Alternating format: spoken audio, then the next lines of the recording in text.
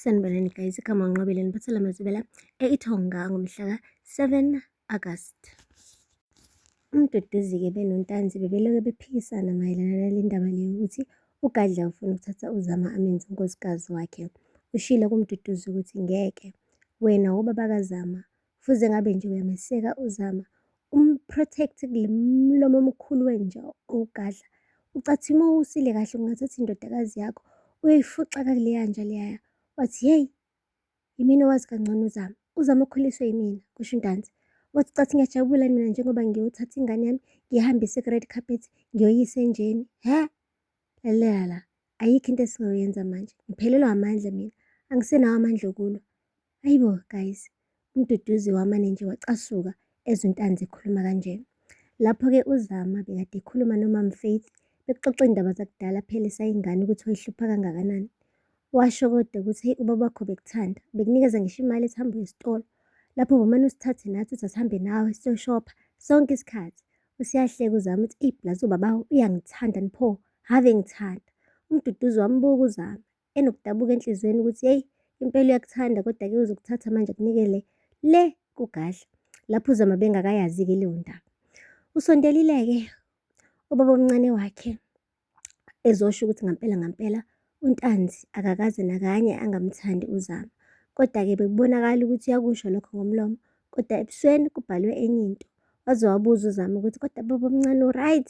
Wathi hhayi ngi-right mntanami, kanti udliwa yisazela sokuthi eyi, yazi siyakubuka nje okokugcina manje usuzohamba uyoshada le komanzini.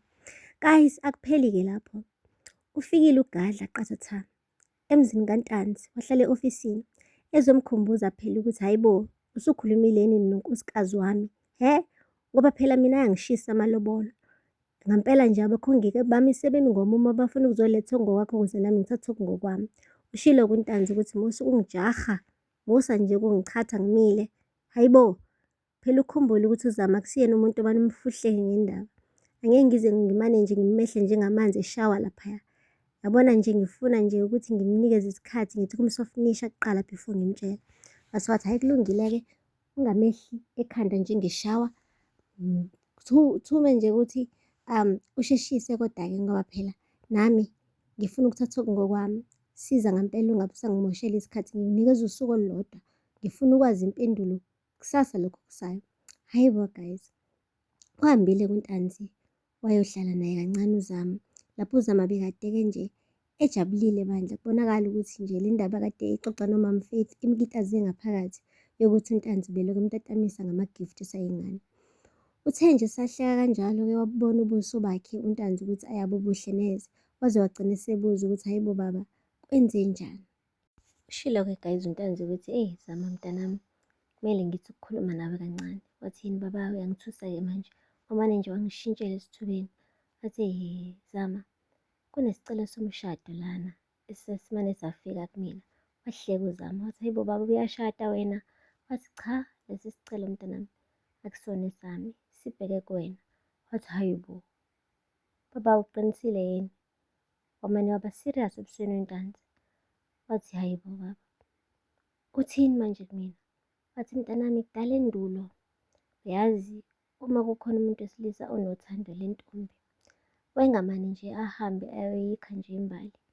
Wayeya ngqo kubazali bayo kuqala abachazisele ukuthi usebona imbali afuna ukuyikha ayoyibeka emzini wakubo, ebese kube ibona-ke abazali abahlela amalobolo. Wathi uZama, uyasho nawe baba, emandulo. Manje siphila isikhathi sesimanje manje, angeke ngize ngivume ukumane ngishada indoda engingayazi.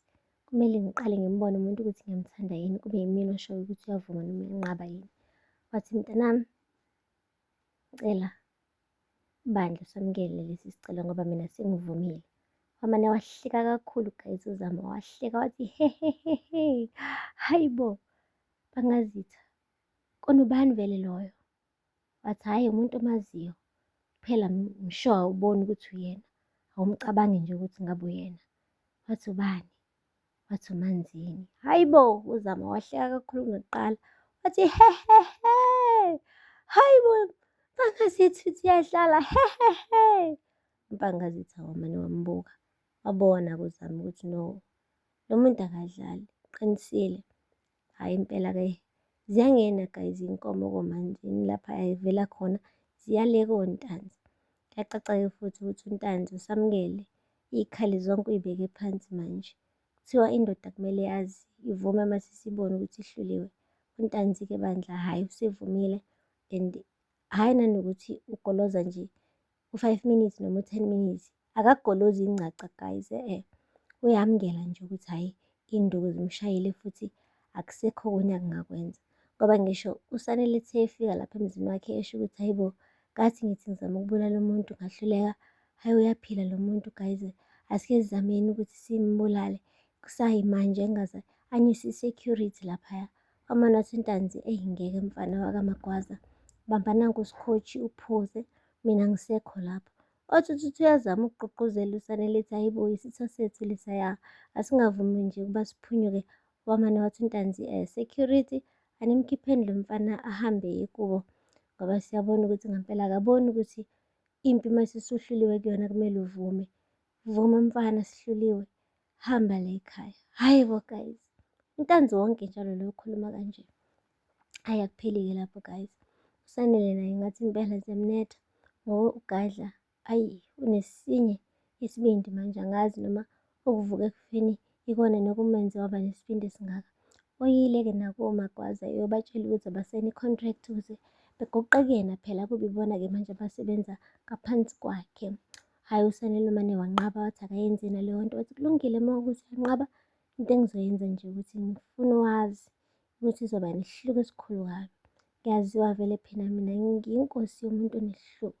Yabona nje ngizoqala kule ngane encane, ngimane nje ngiqede ngayo nesikole sayo. Ngithi ngisathi ngiyalandela nje, ngilandele naleli bhinca leli lomalume wakho, ngimane ngishise yonke iwashingi abanayo lapha ocingweni, ebese ngilandela ngoMakhumalo. Yabona-ke lo wesifazane angifuni nokuyisho indaba engizomhlukumeza ngayo, kodwa engingakusho ukuthi ibuhlungu futhi iyadabukisa.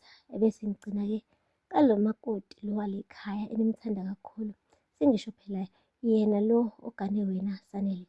Hhayi-ke guys, umane washo ukuthi impela-ke yena uzomhlukumeza ngendlela esezingeni eliphezulu-ke naye ukuze phela uSanele abone ukuthi akasinika akathintsi, ufuna le contract isayinwe futhi isayinwe njengamanje.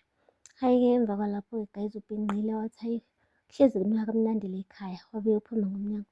Ephuma nje vele useshayela ilili isipikili esho ukuthi hhayi i-contract mayisayinwe. Ngapha-ke kuNtanzi uthi akasheshe atshele uZama ukuthi uyamshada manje usezoba umakoti wakomanzini. Yonke into ayifunayo ugadla ufuna ukuyithola ngenkani. Kazi uzophumelela yini ukuthi akuthole konke? Ngoba uMakhumalo uke watshela uSanele iy'ndaba ezinhle, wathi mntanami yabona impi akusiyona into yakho. Wena kade wawuyinqoba izimpi kodwa wawungayinqobi ngokulwa, wawuyinqoba ngomqondo. Ngifuna nje wazi ukuthi mina anginankinga, ungamvumela ugadle ukuthi asebenze nathi, kodwa ngiyazi ukuthi lokho kuzosinikeza isikhathi sokuthi sidle amathambo engqondo, siqhamuke neso elisha nelihle lokumgudluza endleleni. Wenze njalo ngampela-ke guys uSanele, kodwa-ke noma kuthiwa usaqhubeka nokusebenza naye ugadla, unyanyile ngaphakathi.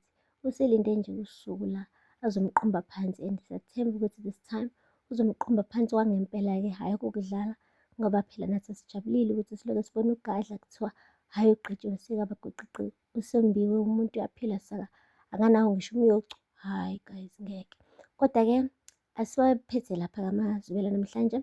Ningakhohlwa ukusubscribe, ni-like, ni-comment. Until next time, bye. Sanibonani guys, igama uNqobile niphathela amazwibela eIthonga ngomhla